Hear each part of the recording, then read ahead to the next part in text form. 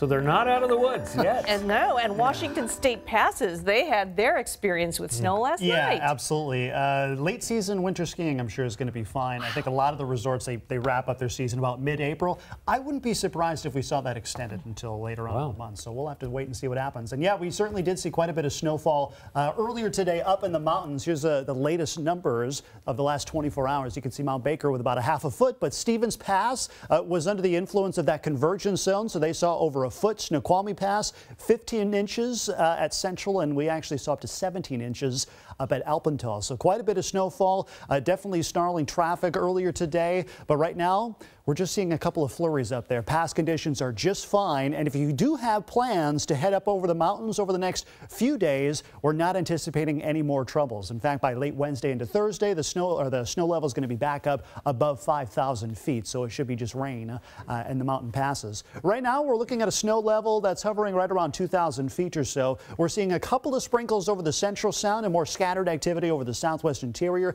That's fading as the sun begins to go down, and basically we're entering a fairly quiet weather pattern at least over the next 36 hours. We're getting a bit of a lull from anything falling from the sky, and the temperatures are going to be responding nicely. We should be back at least in the mid-50s by tomorrow, and could potentially see even warmer temperatures towards the end of the week. However, it is going to be rather wet from Wednesday on. In fact, this map right here is from the Climate Prediction Center showing April precipitation. Notice the lower 48 here, and the Pacific Northwest is highlighted to see above average precipitation through the month of April. On average, SeaTac gets about 2 3/4 inches of rainfall, and we're forecast to get higher than that. And by the way, we were about 1 1/4 inches below average for precipitation during the month of March. Here's a live shot from our waterfront tower camera, and you can see some partial breaks in the clouds. A nice cumulus afternoon. Very little rain is expected around the Seattle area as we head deeper into the overnight hours, and temperature right now is 53 degrees, a couple degrees shy of average, but again,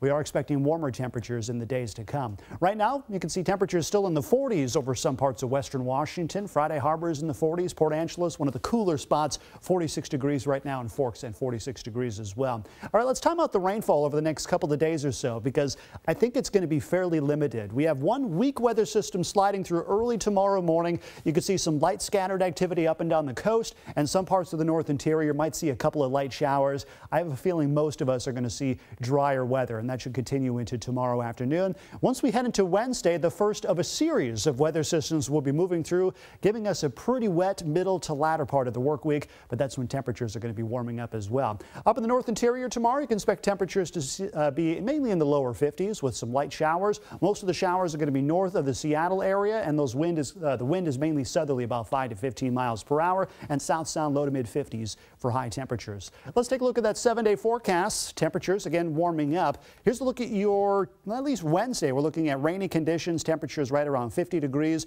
Rain at times on Thursday. That's a second system that's rolling through. Temperatures continue to warm on Friday.